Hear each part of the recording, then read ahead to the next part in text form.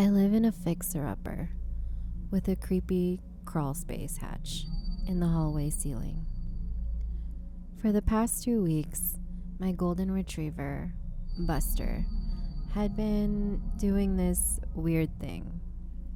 At exactly 3 a.m., he would get up and stop sleeping from the foot of my bed, walk into the hallway, and then just stare. At first, he wouldn't bark or growl. He would just sit perfectly still, with his head tilted back, staring at the ceiling crawlspace hatch. Eventually, I even took him to the vet, thinking it might have been a neurological issue, but they found nothing. Then came last night. At 3:15, the staring stopped. Buster let out a low, vibrating growl. I could feel it in my floorboards. A sound of pure hatred. And that's really unlike him.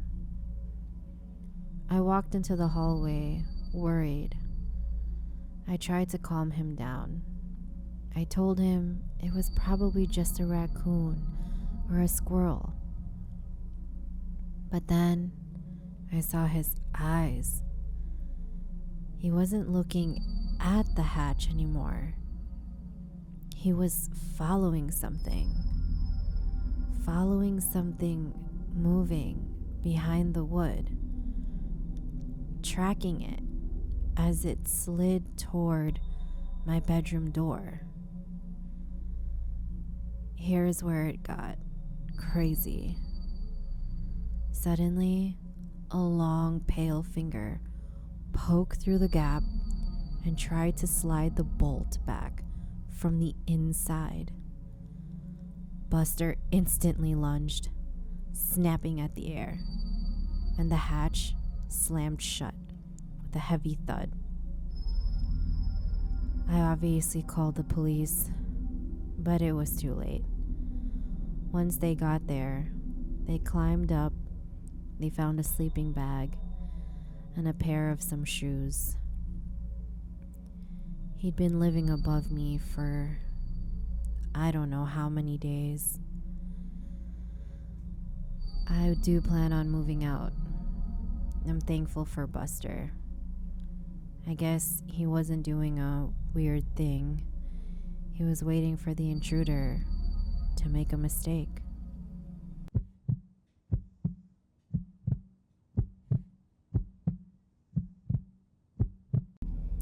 I'm a skeptic. You can't tell me anything paranormal. I won't believe you. But maybe this incident has changed my mind. If my dog, my German Shepherd, Luna, if she didn't save me that day, I don't know what would have happened to me. I trust her instinct. I was hiking deep in the woods when I got separated from my group. As it got dark, I heard my best friend's voice calling my name from a dense thicket of trees. "Hey, over here, over here. I found the trail." I started to run toward her voice, but Luna threw her entire body against my legs, nearly tackling me. She started to bark, but it wasn't just any bark. It wasn't her normal bark. She was nearly screaming. It was a sound of pure primal terror. I started to get scared. I looked back at the thicket. My friend called out again, but I started to listen closely because of Luna's reaction. I just listened, and I heard it again. My friend, calling out for me. But as I listened closely, I realized her voice wasn't coming from in front of me or behind me or even to any of my sides. It sounded like it was coming from above me. And her voice, it was weird. It was off. It didn't sound like her.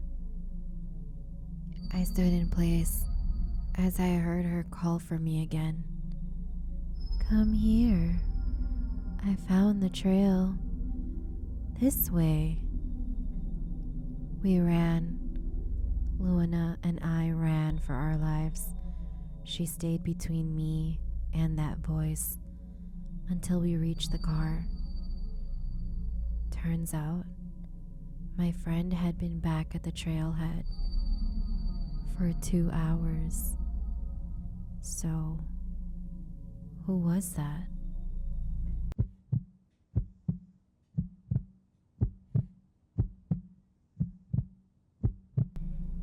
All my family and friends know that I'm a heavy sleeper. I can usually sleep through the loudest thunderstorms. But thank God for my dog, for my husky Coda. He saved my life on this night. He knows I'm a heavy sleeper. He knew I wasn't gonna wake up if it wasn't for him. Coda jumped onto my chest and dug his claws into my shoulders. Initially, I was pissed, but I saw the look on his face. He was staring at the window. It was cracked open, just about 2 inches, exactly how I left it for fresh air. But this is where the terror started. I saw a gloved hand slide through the gap, reaching for the lock. Coda didn't bark. He was vigilant. And without a sound, he just pinned the hand against the sill with his jaws and held on. The scream that came from the outside was high-pitched and frantic. By the time I grabbed my phone, whoever that was, they had ripped their hand away and vanished into the night. The police came pretty quickly. They checked the perimeter. They checked the inside of the house. They didn't find much, but what they did find was more than enough for me. They found a roll of duct tape and a pair of industrial zip ties in the mulch right below my window. I owe Coda my life. I don't know what would have happened to me if it wasn't for him.